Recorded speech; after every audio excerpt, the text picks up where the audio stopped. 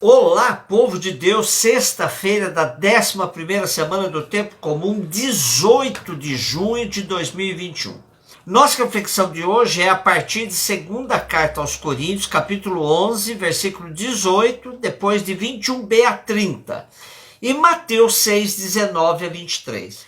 Paulo continua a defender-se dos grupos que de dentro da comunidade de Corinto vivia fustigando-o. Continua com o tom irônico e se compara aos seus adversários e mostra o quanto ele os supera.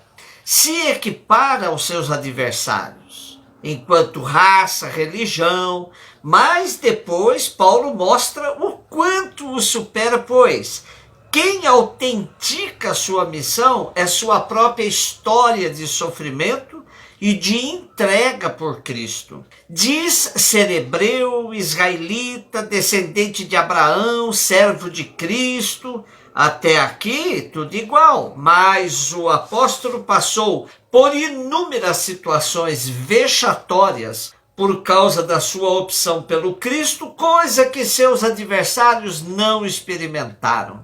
E Paulo enumera de maneira exaustiva a lista do sofrimento pelos quais foi submetido e sofrimento de toda sorte.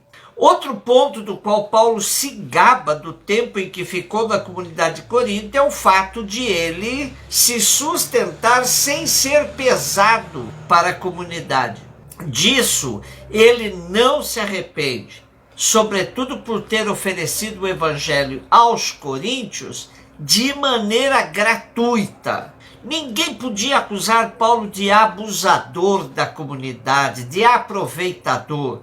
E tal é a convicção do apóstolo sobre a lisura do seu ministério junto aos coríntios, que lhe permite afirmar: se é preciso gloriar-se, é de minhas fraquezas que me gloriarei. Paulo diz isso porque seus adversários sempre o acusavam de ser fraco. Porém, a fraqueza de Paulo faz emergir com força tudo o que ele passou por sua opção radical por Cristo. Em inúmeros de seus escritos, Paulo se apresenta como modelo, como exemplo a ser seguido. Mas ele sempre faz um balanço equilibrado de sua atuação, sem negar que muitas vezes titubeou, fraquejou, mas quando se lembra dessa experiência, não lamenta. Pelo contrário, afirma: quando sou fraco, então eu sou forte. Na fraqueza, Cristo aparece ainda com mais força, fazendo crescer o contraste, pois ele é forte. Paulo chega mesmo a afirmar que está contente com as fraquezas, insolências, necessidades, perseguições e angústias, tudo isso sofrido por causa de Cristo.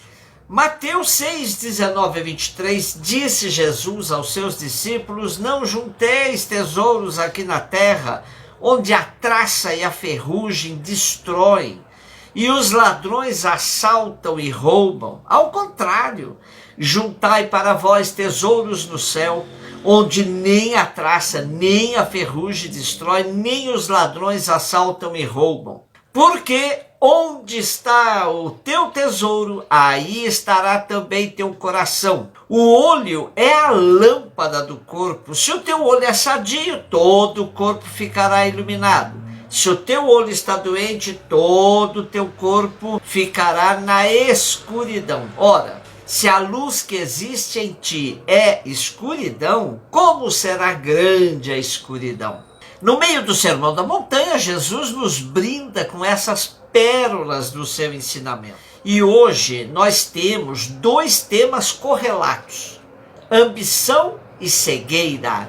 Quando nos deparamos com os índices de desigualdade de nosso país, onde uma parcela significativa da sociedade passa fome e a outra vomita para poder experimentar novos pratos, novos sabores no mesmo jantar, nos damos conta da atualidade dos ensinamentos de Jesus. A ambição e a cegueira se interlaçam, pois somente um cego não vê o absurdo da desigualdade e somente um ambicioso prefere a cegueira para não se incomodar com a fome dos seus irmãos. Já fiz aqui referência e até uma das nossas seguidoras aqui do canal me disse que tinha comprado e estava lendo o livro que eu citei, o ensaio sobre a cegueira do escritor português José Saramago. Ele é extremamente oportuno para o momento que estamos vivendo, onde nos identificamos com suas metáforas e simbolismos, com a caracterização de seus personagens e, sem dúvida, a maior atualidade do texto está na consideração sobre uma enfermidade misteriosa, uma cegueira branca, que cega as pessoas com transmissão muito rápida. Aos poucos, a população vai sendo infectada e as autoridades serão obrigadas a tomar medidas de fechamento de fronteiras, confinamento, racionamento, semelhantes a tudo que sofremos hoje.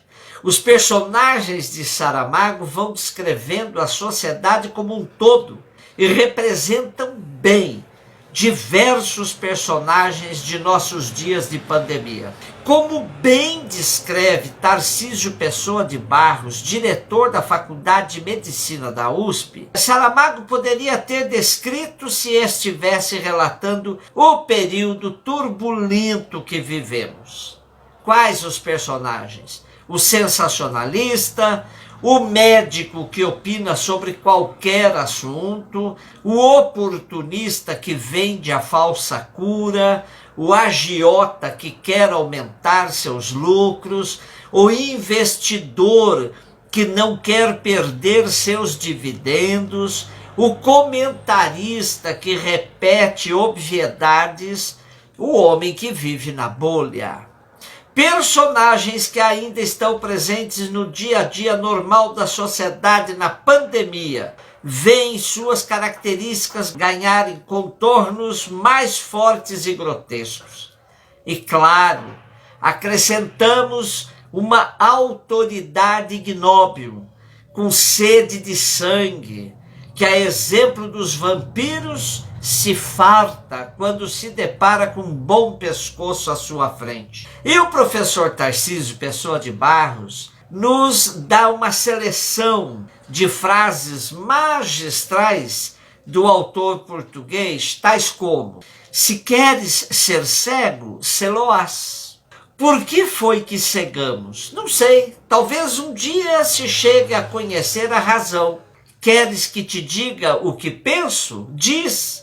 Penso que não cegamos. Penso que estamos cegos. Cegos que veem, cegos que vendo não veem. O medo cega. São palavras certas. Já éramos cegos no momento em que cegamos. O medo nos cegou. O medo nos fará continuar cegos. A pior cegueira é a mental, que faz com que não reconheçamos o que temos pela frente. Estamos a destruir o planeta e o egoísmo de cada geração não se preocupe em perguntar como é que vão viver os que virão depois. A única coisa que importa é o triunfo do agora. E a isto nós chamamos a cegueira da razão. E o professor arremata: já foi dito e repetido que em épocas de crise aparece o que há de melhor e de pior no ser humano. E hoje temos a demonstração prática de que a referida afirmação é totalmente verdadeira. Enquanto algumas pessoas e instituições que têm olhos de ver têm demonstrado louvável e elevado espírito de colaboração, o que chega a ser emocionante, tentando ajudar especialmente as camadas mais carentes de nossa população, outros, ainda cegos, se mostram indiferentes ao sofrimento de seu vizinho como se vivessem em uma dimensão paralela que não será atingida pelo coronavírus, ou como se não estivessem no mesmo barco. Se afundar, não haverá distinção entre mais ou menos abastados. Retomemos o Evangelho de Jesus e nos perguntemos: o que significa nesta pandemia viver juntando tesouros aqui na terra?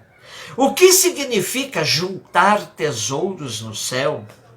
E Jesus nos lembra: onde está o teu tesouro, está teu coração. E como cuidamos da lâmpada do nosso corpo? Jesus diz: se teu olho é sadio, todo o corpo ficará iluminado, mas se está doente, todo o corpo ficará na escuridão. Se a luz que existe em ti é escuridão, como será grande a escuridão?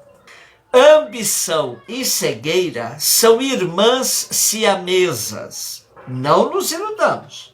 Podemos viver cegos, tendo as melhores condições físicas das vistas, pois, como dizia Exupéry, só se vê bem com o coração. E o coração não pode estar cheio de riquezas passageiras para que possamos ver bem. Um beijo no seu coração.